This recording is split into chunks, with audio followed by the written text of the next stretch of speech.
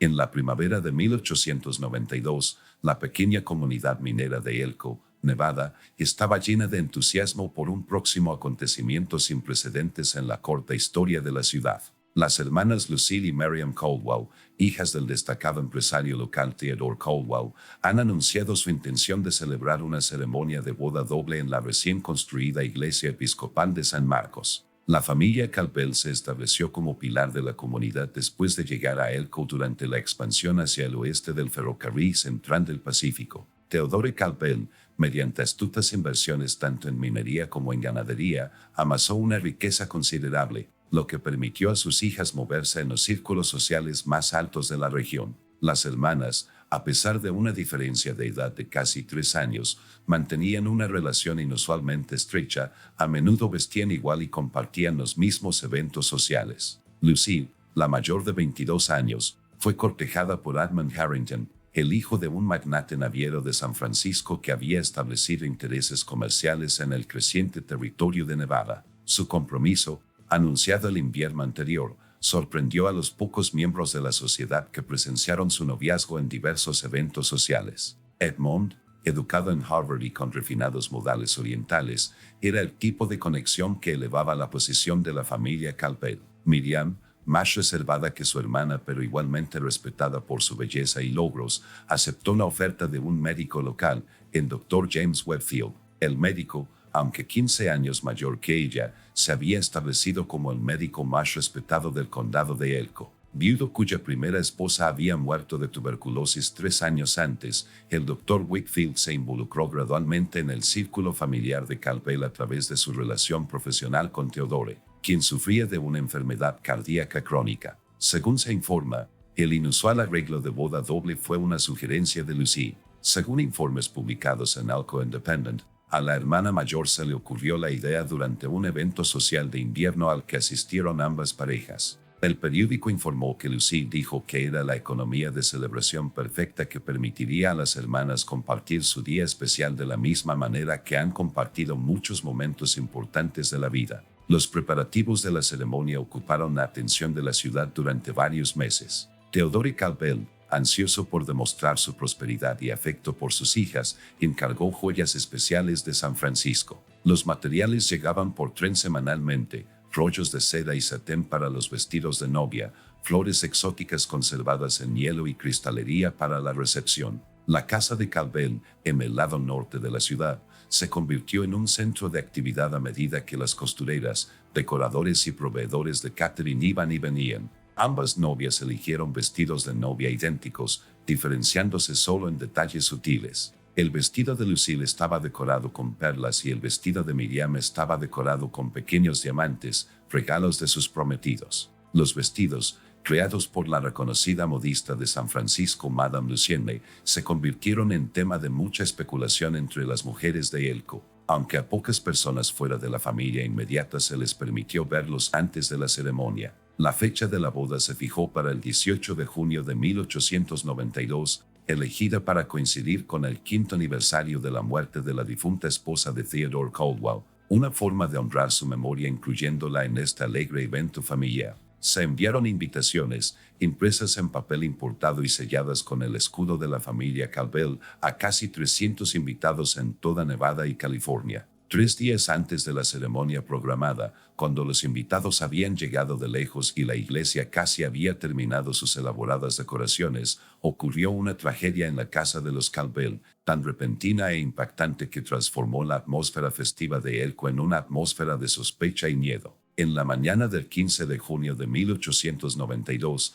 apenas 3 días antes de la esperada doble ceremonia de boda, la familia Caldwell se despertó con su tumulto habitual. Los preparativos finales estaban en marcha y el personal estaba ocupado acomodando a los invitados afuera de la ciudad que habían comenzado a llegar en tren desde Sacramento el día anterior. Theodore Caldwell reunió un personal ampliado para la ocasión, incluidas 3 empleadas domésticas adicionales prestadas de familias prominentes de comunidades cercanas. Según declaraciones recogidas posteriormente por el sheriff William Dawes, la mañana transcurrió sin incidentes hasta aproximadamente las 9:30 de la mañana. Durante ese tiempo, se vio a Lucille Caldwell tomando té en el jardín con su prometido, Edmund Harrington, Mientras Miriam se retiraba a su dormitorio para repasar los últimos retoques de su vestido de novia con su costurera, la señora Florence Grant. La primera señal de problemas llegó poco antes del mediodía, cuando Miriam no se presentó a una cena programada con varias tías que habían viajado desde Reno para la boda.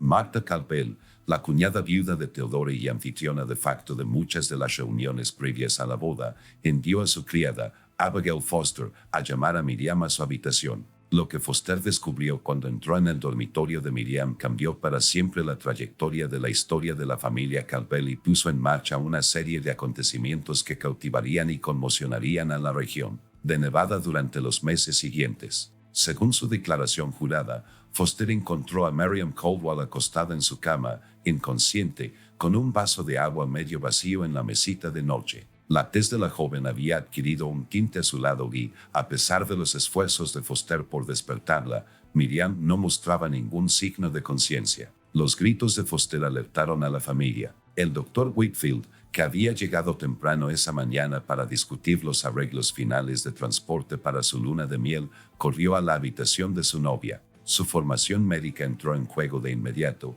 ya que hizo una rápida evaluación de la condición de Miriam, intentando reanimarla utilizando varios métodos, incluidas sales aromáticas y respiración artificial. A pesar de sus esfuerzos, Miriam Caldwell fue declarada muerta a las 12:17 del mediodía, menos de 72 horas antes de su boda. La causa de la muerte no fue evidente de inmediato. El doctor Whitfield, a pesar de sus calificaciones médicas, parecía desconcertado por la repentina muerte de su joven esposa. Su evaluación inicial, registrada en un certificado de defunción presentado más tarde ese día, sugirió insuficiencia cardíaca de origen desconocido como la causa. Esta vaga definición, viniendo de un hombre considerado el médico más competente de la zona, inmediatamente suscitó preguntas entre los miembros más desconfiados de la comunidad. Theodore Calpel, ya de salud frágil, se desplomó al escuchar la noticia de la muerte de su hija y requirió sedación. Sin embargo, la reacción de Lucy fue posteriormente objeto de un minucioso análisis. Varios testigos, incluido Edmund Harrington, informaron que Lucy mostró una extraña falta de reacción emocional al enterarse de la muerte de su hermana. Según la declaración de Harrington al Sheriff Dawes, Lucy simplemente asintió, pidió que la llevaran a la habitación de su hermana y, al ver el cuerpo, se volvió hacia la señora Grant y le pidió que guardara el vestido de novia de Miriam para el entierro. A media tarde, la noticia de la tragedia se había extendido por todo Elko. El doctor Harvey Russell, un joven médico que recientemente había abierto un consultorio en la ciudad, solicitó permiso para examinar el cuerpo, citando su formación especializada en el nuevo campo de la medicina forense mientras estudiaba en Chicago. Esta solicitud, inicialmente rechazada por el doctor Whitfield por innecesaria,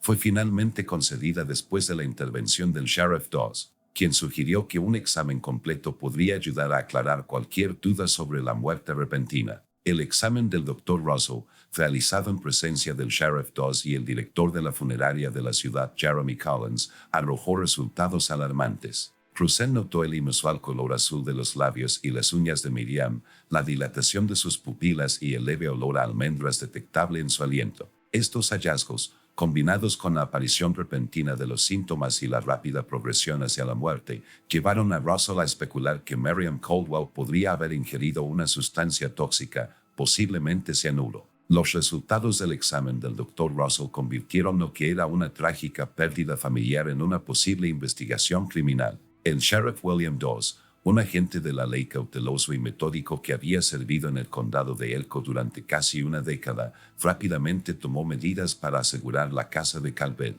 A primera hora de la tarde del 15 de junio de 1892, la casa quedó efectivamente sellada, con agentes del sheriff apostados en las entradas y todos los ocupantes confinados en las instalaciones. Un vaso de agua encontrado al lado de la cama de Miriam se convirtió en el foco de la investigación. Como las agencias locales no tenían forma de realizar un análisis químico, el Sheriff Dawes envió al agente Morris Coleman en el tren de la tarde a Salt Lake City, donde el vaso de precipitados y su contenido restante podrían analizarse en el Departamento de Química de la Universidad de Utah. Un telegrama urgente que precedió a la llegada de Coleman solicitaba un análisis acelerado para detectar rastros de cianuro u otros compuestos tóxicos. Durante el interrogatorio inicial a los miembros de la familia, comenzó a surgir una historia inquietante. 3 miembros del personal del hogar informaron de forma independiente haber presenciado una discusión entre las hermanas Campbell 2 noches antes de la muerte de Miriam. Según la criada Abigail Foster, la discusión tuvo lugar en el pabellón del jardín donde ella estaba llevando el té de la tarde. Foster afirmó que no podía entender el contenido específico de la conversación, describió el comportamiento de Lucille como inusualmente agitado y señaló que Miriam parecía estar llorando cuando Foster se fue. La asistente de cocina Margaret Doe proporcionó más detalles, afirmando que más temprano ese día había escuchado a Lucille teniendo una acalorada discusión con su prometido, Edmund Harrington. Doyle informó que Lucille dijo que ella siempre toma lo que debería ser mío, aunque el contexto no quedó claro. Cuando se le preguntó sobre el intercambio, Harrington reconoció la conversación, pero la describió como solo un momento de nerviosismo previo a la boda e insistió en que no tenía nada que ver con Miriam. Lo más perjudicial para la posición de Lucille fue el testimonio del conserje Samuel Perkins. Un anciano que había servido a la familia Campbell desde su llegada a Elko informó haber encontrado a Lucille en el estudio de su padre la mañana de la muerte de Miriam. Según Perkins, Lucille estaba examinando el contenido de un pequeño armario de madera donde Theodore Caldwell guardaba diversos productos químicos utilizados en su afición a la fotografía amateur. Cuando Perkins le preguntó sobre sus actividades, Lucille supuestamente declaró que estaba buscando polvo para el dolor de cabeza. El gabinete, como documentó más tarde el Sheriff Dawes, contenía varios compuestos utilizados en el revelado fotográfico, incluido cianuro de potasio. En la mañana del 16 de junio, las sospechas recayeron sobre Lucille Caldwell. La evidencia circunstancial, aunque no concluyente, presentó un panorama inquietante. El Sheriff Dawes, actuando con la debida cautela dada la posición de la familia Campbell en la comunidad, solicitó una entrevista con Lucille en presencia de su padre. Theodore Campbell, todavía debilitado por el dolor pero lo suficientemente recuperado para participar, insistió en que el abogado de la familia, Hamilton Blackwood, estuviera presente en el interrogatorio. Una entrevista realizada en la biblioteca de la casa de Campbell reveló que Lucille era sorprendentemente reservada. Ella reconoció la discusión con su hermana, pero la caracterizó como un desacuerdo sobre los preparativos de la boda,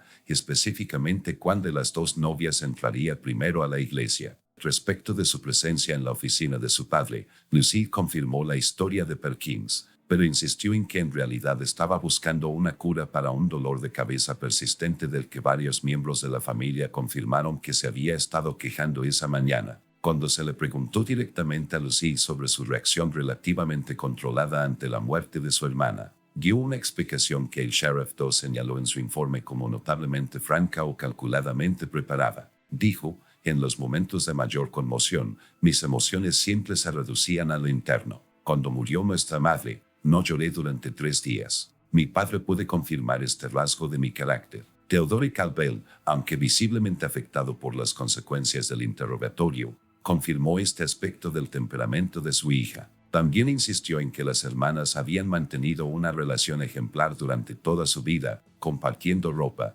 secretos y círculos sociales sin fricciones notables hasta los pequeños desacuerdos que surgieron durante los preparativos de la boda. Un nuevo acontecimiento ocurrió durante el día, cuando el Dr. Whitfield, al realizar un examen más cuidadoso de la habitación de su difunta prometida, descubrió un pequeño sobre que contenía un polvo blanco en su escritorio. A los artículos enviados para análisis se les añadió un polvo que el Dr. Russell creyó que podría ser un compuesto medicinal. Este descubrimiento planteó la posibilidad de que Miriam hubiera ingerido la sustancia que contribuyó a su muerte, ya sea accidental o intencionalmente. En la noche del 16 de junio, la comunidad de Elko estaba profundamente dividida sobre la posible participación de Lucille Caldwell en la muerte de su hermana. No se presentaron cargos formales, pero el Sheriff Dawes exigió que la familia Campbell retrasara su salida de la ciudad, colocando efectivamente a Lucille bajo arresto domiciliario no oficial mientras esperaban los resultados de las pruebas químicas de Salt Lake City. En la mañana del 17 de junio de 1892, Elko se despertó con una noticia que sorprendió incluso a aquellos acostumbrados a la rápida evolución de la tragedia de Campbell. Theodore Campbell, a través de su abogado Hamilton Blackwood, hizo un anuncio oficial de que la boda de Lucille Caldwell y Edmund Harrington se llevaría a cabo según lo planeado el 18 de junio, con un cambio. Después de la ceremonia, la procesión nupcial procedería inmediatamente al funeral de Miriam Caldwell, que se llevaría a cabo en la misma iglesia. El sheriff William Doss solicitó inmediatamente una reunión con Theodore Caldwell para discutir esta decisión sin precedentes. La conversación, que tuvo lugar en presencia de Black Coat, se acaloró. Según el agente Samuel Jenkins, que acompañó al sheriff, Davis argumentó vehementemente que celebrar la boda era inapropiado dadas las circunstancias y potencialmente obstaculizaba la investigación en curso. Black Coat replicó que no se habían presentado cargos formales contra ningún miembro de la familia Caldwell y que retrasar la ceremonia equivaldría a admitir una irregularidad que no se había probado. Theodore Caldwell, quien lucía considerablemente mayor debido a los recientes acontecimientos, supuestamente dijo: «Mi familia perdió a una hija en la tragedia. No sacrificaré la felicidad de otra por rumores y especulaciones». La reunión terminó sin una decisión, aunque Davis informó a los Caldwell que los miembros permanecerían presentes tanto en la boda como en el funeral. Al mediodía, llegó un telegrama del Departamento de Química de la Universidad de Utah con hallazgos preliminares que complicaron aún más la situación. El análisis confirmó la presencia de cianuro de potasio en el vaso de agua encontrado junto a la cama de Miriam en cantidades suficientes para provocarle una muerte rápida. Sin embargo, el polvo blanco encontrado en el escritorio de Miriam fue identificado como carbonato de calcio, un ingrediente común en medicamentos antiácidos, inofensivo y no relacionado con su muerte. Estos hallazgos ponen al Sheriff Doss en una posición difícil. La confirmación del envenenamiento por cianuro estableció que la muerte de Miriam no se debió a causas naturales, pero todavía no había pruebas suficientes para establecer de manera concluyente quién fue el responsable. El sheriff envió agentes para interrogar al personal de la farmacia de la ciudad para averiguar si las hermanas Caldwell habían comprado o preguntado sobre compuestos de cianuro recientemente. Mientras tanto, Lucille Caldwell demostró una concentración notable en los preparativos de la boda a pesar de la nube de sospecha que la rodeaba. La diseñadora de sombreros Constance Waver informó que Lucille visitó su tienda ese día para recoger su velo de novia, luciendo tranquila y decidida. Weber señaló que cuando expresó sus condolencias por Miriam, Lucille respondió con una curiosa declaración: «A mi hermana le gustaría que las ceremonias continuaran. De hecho, seguirá participando, aunque no de la forma prevista». Este comentario críptico quedó claro cuando el empresario de pompas fúnebres Jeremiah Collins reveló que Lucille había hecho un pedido de lo más inusual. Ella le ordenó a Collins que vistiera el cuerpo de Miriam con su vestido de novia para el funeral, completo con velo y ramo de novia. Collins, aunque sorprendido por la solicitud, cumplió después de recibir el permiso de Theodore Caldwell. Las tensiones aumentaron en Elko en la noche del 17 de junio cuando los desacuerdos sobre las decisiones de la familia Caldwell estallaron en una confrontación pública. En el Maina's Exchange Saloon, una acalorada discusión entre los partidarios de Caldwell y aquellos convencidos de la culpabilidad de Lucille se intensificó hasta convertirse en violencia física, lo que requirió la intervención del Sheriff Doss. Se informó que varios de los socios comerciales destacados de Theodore Caldwell cancelaron sus planes de asistir a la boda, alegando incomodidad con las circunstancias. La posición de Edmund Harrington durante estos acontecimientos sigue siendo un tema de considerable interés. El joven siguió siendo una presencia visible en la casa de Caldwell, aparentemente comprometido con su inminente matrimonio a pesar de las circunstancias. Cuando un periodista de Elko Independent le preguntó, Harrington dijo: «Tengo plena fe en la inocencia de Lucille. Estos trágicos acontecimientos han puesto a prueba nuestro compromiso, pero no lo han debilitado». Al amanecer del 18 de junio, la fecha originalmente fijada para la doble boda, la iglesia episcopal de San Marcos se transformó para dar cabida a los nuevos planes. La mitad oriental del santuario conserva la decoración nupcial, flores blancas, cintas de raso y candelabros. La mitad occidental, sin embargo, fue adaptada para el funeral de Miriam, con crepé negro cubriendo los bancos y una plataforma para el ataúd posicionada frente al altar lateral. A las 9 de la mañana del 18 de junio, los invitados comenzaron a llegar a la iglesia de San Marcos, pasando entre dos filas de alguaciles adjuntos que mantenían el orden mientras los curiosos espectadores de Elko y las comunidades aledañas se reunían para presenciar el evento sin precedentes. La determinación de la familia Caldwell de celebrar ambas ceremonias convirtió un asunto familiar privado en un espectáculo público que será recordado en Nevada durante generaciones. Los acontecimientos del 18 de junio de 1892 serían descritos en detalle por numerosos testigos, creando una crónica histórica de uno de los días más inusuales y perturbadores de Nevada. Exactamente a las 11 de la mañana, como estaba programado originalmente, comenzó la ceremonia de boda de Lucille Caldwell y Edmund Harrington en la iglesia episcopal de San Marcos. La asistencia fue notablemente menor de lo esperado para un evento de tanta importancia social, con aproximadamente un tercio de los invitados presentes y el resto declinando asistir luego de la muerte de Miriam y la controversia que siguió. Lucille Caldwell entró a la iglesia del brazo de su padre, vistiendo el vestido que habían preparado para su boda. Los observadores notaron que ella optó por renunciar al velo tradicional y en su lugar usar un simple peine de perlas en su cabello. Theodore Caldwell, todavía visiblemente debilitado por los recientes acontecimientos, necesitó la ayuda de Hamilton Blackwood para mantener la compostura durante la procesión. El reverendo Thomas Holloway dirigió la ceremonia con notable brevedad, omitiendo varios elementos tradicionales y pasando directamente al intercambio de votos. Edmund Harrington parecía decidido en sus respuestas, mientras que algunos testigos informaron más tarde que la voz de Lucille temblaba ligeramente mientras recitaba. El intercambio de anillos y el anuncio del matrimonio se completaron en 15 minutos, después de lo cual el reverendo Holloway pidió un receso de 30 minutos antes de que comenzara el servicio funeral de Miriam Caldwell. Durante este periodo de tiempo, ocurrió un acontecimiento que cambió radicalmente el curso de los acontecimientos de la época. El ayudante del sheriff Morris Coleman, que había regresado de Salt Lake City esa mañana con hallazgos adicionales de la Universidad de Utah, encontró al Sheriff Dawes en la iglesia. El informe de Coleman contenía información que el Sheriff Dawes consideró lo suficientemente importante como para requerir una acción inmediata. A las 11:52 de la mañana, cuando los invitados comenzaron a llegar para el funeral de Miriam, el sheriff Davis entró en la sacristía de la iglesia donde estaban reunidos los recién casados y la familia inmediata. Según numerosos relatos, el sheriff solicitó una entrevista privada con Lucille Harrington, de soltera Caldwell, lo cual fue denegado por su padre y su abogado. Luego, el sheriff Dawes presentó documentos oficiales y, en presencia de testigos, arrestó a Lucille por el asesinato de Miriam Caldwell. La evidencia que precipitó esta acción, como se supo más tarde durante la audiencia preliminar, se centró en 3 hallazgos clave. En primer lugar, el análisis químico identificó que el cianuro en el vaso de agua de Miriam era idéntico en composición a los productos químicos fotográficos almacenados en la oficina de Theodore Caldwell. En segundo lugar, en el gabinete de productos químicos se encontraron fibras que coincidían con el distintivo vestido azul de la mañana de Lucille. Por último, y quizás lo más condenatorio,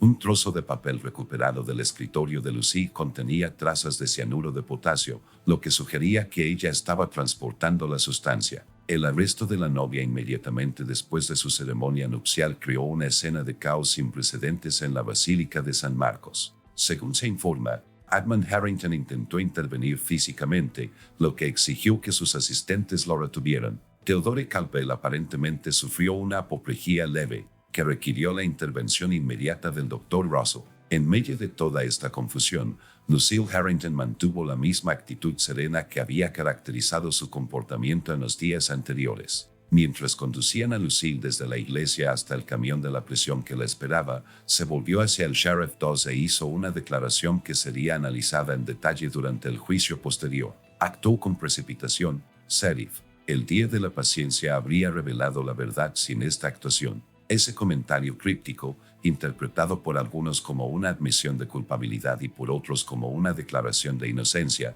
se convertiría en un tema central del debate público del caso. El funeral de Miriam Caldwell tuvo lugar a la 1:30 de la tarde, retrasado por los dramáticos acontecimientos, pero finalmente celebrado según los arreglos modificados. Como se dijo anteriormente, fue enterrada con su vestido de novia, lo que creó una imagen conmovedora y perturbadora para los dolientes. El Dr. James Whitfield, que había mantenido la distancia durante los eventos anteriores, se presentó al funeral claramente ebrio y tuvo que ser ayudado por sus colegas. La audiencia preliminar de Lucille Harrington comenzó el 25 de junio de 1892 y duró 3 días de testimonios. El fiscal Gerald Manning presentó pruebas reunidas por el Sheriff Dawes, enfatizando la disponibilidad del veneno. El conocimiento demostrado de Lucille de los productos químicos fotográficos de su padre y las tensiones recientes entre las hermanas. El abogado defensor, Hamilton Blackwood, se opuso, destacando la naturaleza circunstancial de la evidencia y sugiriendo escenarios alternativos, incluida la posibilidad de suicidio o ingestión accidental.